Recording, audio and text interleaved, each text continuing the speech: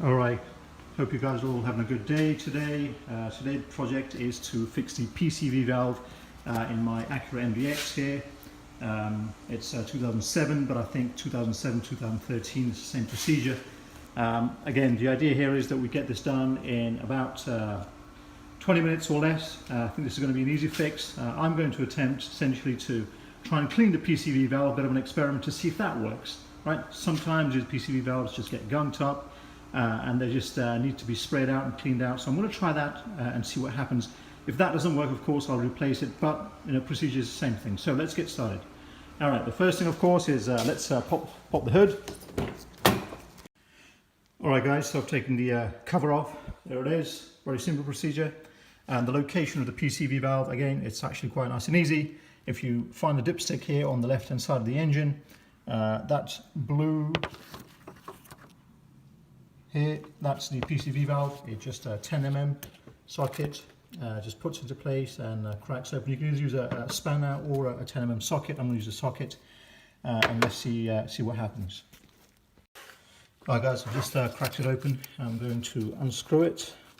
Again, very simple procedure. Just a 10mm socket or a spanner. It will do.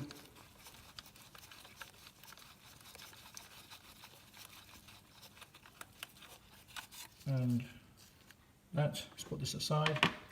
All you really need is a Phillips screwdriver to very gently just pry it loose. Again, not too much force needed at all. And here we are. And there it is. So as you can see, it's pretty gunked up. And alright, guys, so here it is. I've, like I said, used the brake parts cleaner. You could use a carburetor cleaner, and then WD-40 cleaned it out. And let me show you, see if you can hear it. It's actually now freer. So before there was no movement, now there's actually clear movement in there. So I think this might work. So again, for me, my attempt here was to try and get it done as cheaply as possible and as quickly as possible. So I'm now going to put it back in the car and we'll see what happens. And let's start her up. Hey guys, so when I had it all cleaned up, I went to put the PCV valve back in the car, but unfortunately it was so brittle that it broke. So my car, I've had it for a while. It's got over 210,000 miles on it. So that PCV valve had been in the car for 210,000 with all the heat and cooling, etc.